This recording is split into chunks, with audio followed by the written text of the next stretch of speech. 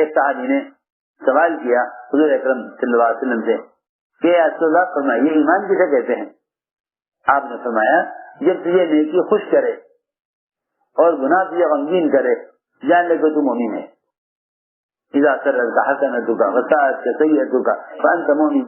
جب تجھے نیکی اندر سے خوش کرے اور گناہ غمگین کرے فرمایا کہ جان لے کہ تو مومن ہے.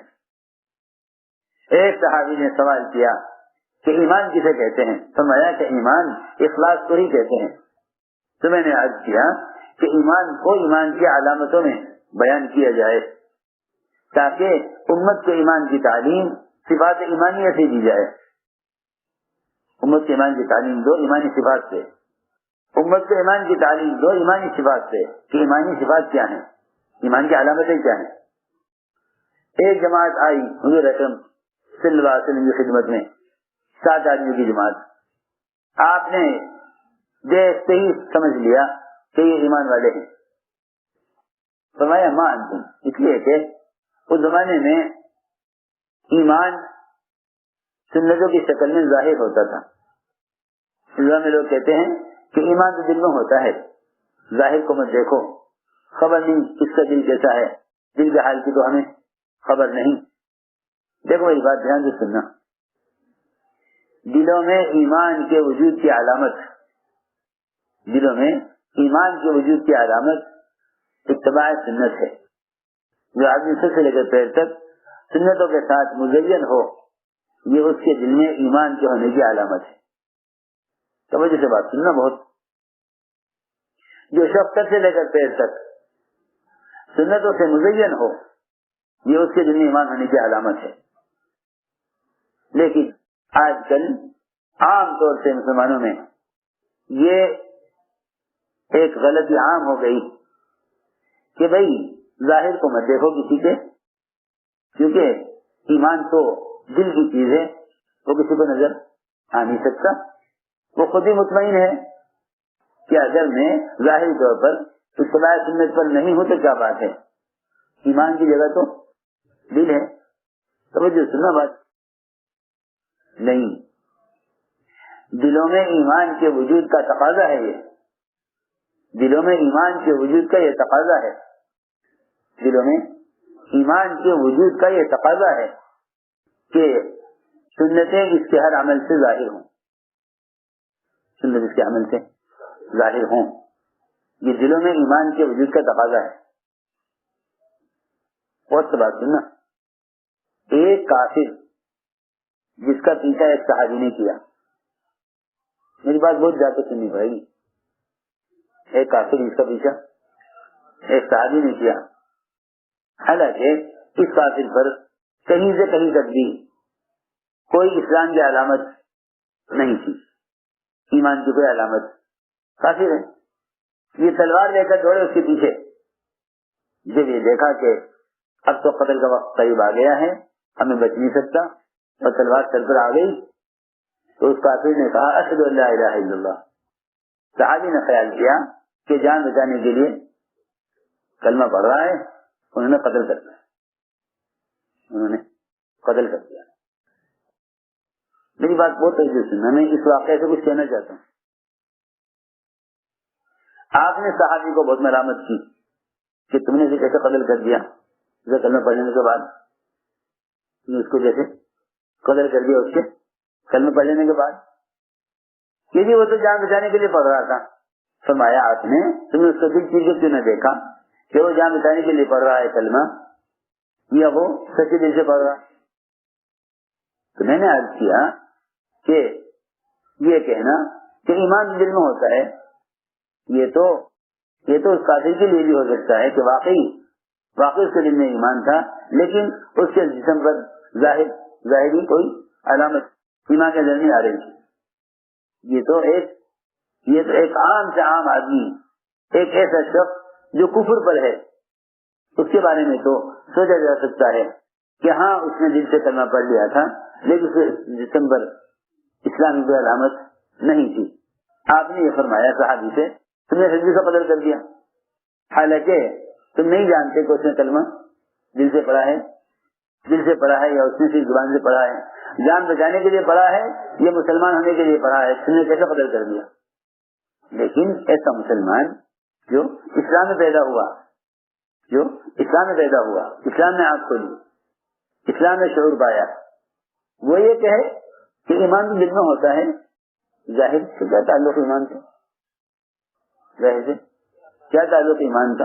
ایمان تو دل میں ہوتا ہے، کسی کے ظاہر کو دیکھ کر یہ نہ کہو کہ ایمان نہیں، ایمان تو دل میں ہوتا ہے۔ یہ بات کسی ایسے کے بارے میں سوچی جا سکتی ہے کہ جو ابھی کفر پر تھا، تلوار دے کر کلمہ پڑھ رہا ہے، لیکن مسلمان یہ کہے کہ ایمان تو دل میں ہوتا ہے، ظاہر کا دیکھنا۔ حضور اکرم صلی اللہ علیہ وسلم ان 7 آدمیوں کو دیکھ کر سمجھ گئے کہ ایمان والے ہیں۔ ان 7 کو دیکھ کر آپ سمجھ گئے، کہاں سے؟ روایت میں ہے کہ آپ نے ہمارے حلیے کو دیکھا، ہماری بات کرنے کا انداز، ہمارا حلیہ، ہمارا ظاہر دیکھا۔ دل کے حال پر تو کوئی مطلع ہو نہیں سکتا، دل کے حال کو تو کوئی نہیں دیکھ سکتا۔ یہ کہا جائے کہ ایمان تو دل میں ہوتا ہے، دل کے حال کو تو کوئی نہیں دیکھتا۔ ایمان تو اسلام کی اطاعت کی شکل میں نظر آئے گا۔ تو آپ دیکھتے سمجھ گئے، آپ نے فرمایا کہ تمہارے ایمان کی کیا علامت ہے؟ تمہارے ایمان کی کیا علامت ہے؟ دیکھو یہ بات یاد رکھنا، دل سے کسی برائی کو برائی سمجھنا، دل سے کسی برائی کو برا سمجھنا، یہ ایمان کا سب سے کمزور درجہ ہے۔ ایمان کا سب سے کمزور درجہ ہے، سب سے کم تر درجہ ایمان کا یہ ہے کہ مومن منکر کو اپنے دل سے دعا کی قوت استعمال کر کے منکر کو ختم کرائے۔ یہ ایمان کا سب سے ادنا درجہ ہے، ایمان کا سب سے ادنا درجہ ہے، یہ ایمان کا سب سے ادنا درجہ ہے کہ منکر کو دعا کے ذریعے ختم کرائے۔ اگر زبان نہیں کھول سکتا اور ہاتھ نہیں چلا سکتا تو اپنے دل سے منکر کو بدلے۔ منکر کو دل سے بدلنا یہ ایمان کا سب سے کمزور درجہ ہے، ایمان کا سب سے کمزور درجہ ہے کہ منکر کو دل سے بدلے۔ دل سے کیسے بدلے؟ کہ دعاؤں کے ذریعے اللہ سے کہہ کر منکر کے ماحول کو ختم کرائے۔ یہ ایمان کا سب سے کمتر درجہ ہے۔ ہم غور کریں کہ ہماری 24 گھنٹے کی زندگی میں کون سا لمحہ، کون سا وقت ایسا ہے جس میں ہم سارے عالم سے ہونے والے منکرات کو دعاؤں کے ذریعے اللہ سے کہہ کے ختم کرانے کی کوشش کرتے ہوں، جبکہ حدیث یہ کہہ رہی ہے کہ ایمان کا سب سے کمزور درجہ ہے۔ اگر یہ منکر کو دل سے نہیں بدلتا تو روایت میں ہے کہ پھر اس کے دل میں ایمان کا کوئی ذرہ باقی نہیں ہے۔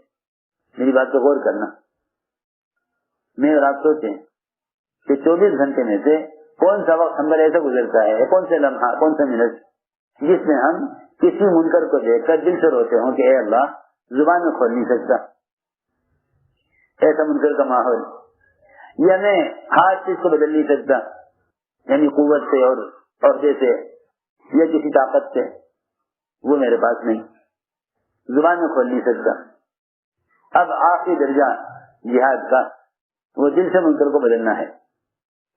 ایسا ہی فرمایا کرتے تھے جہاد 3 قسم کا ہے، جہاد 3 قسم کا ہے، جہاد بالید، جہاد باللسان، جہاد بالقلب۔ 3 قسم کا ہے جہاد۔ اعلیٰ جہاد جہاد بالید ہے، ہاتھ سے جہاد۔ یہ طاقت نہ ہو تو بس درمیانہ درجہ زبان سے جہاد کا ہے۔ زبان سے جہاد یہ ہے کہ منکر کرنے والوں کو اتنے معروفات بتلاؤ کہ ان کے دل سے ان کے معروفات نے منکرات سے روک دیں، اور اگر یہ بھی نہیں کر سکتے تو پھر سب سے آخری درجہ جہاد کا اور سب سے کمتر درجہ ایمان کا وہ یہ ہے کہ تنہائیوں کی دعاؤں کے ذریعے اللہ سے کہہ کر منکر کو ختم کرایا جائے۔ اگر یہ بھی نہیں کر رہا ہے تو اس کے دل میں ایمان کا کوئی ذرہ باقی نہیں ہے۔ اس سے اندازہ کر لو کہ ہم اجتماعی طور پر مسلمانی زمانے میں ایمان سے کتنا غافل ہے، ایمان سے کتنا غافل، سوچو تو صحیح، اس کیفیت کے نہ ہونے کے باوجود یہ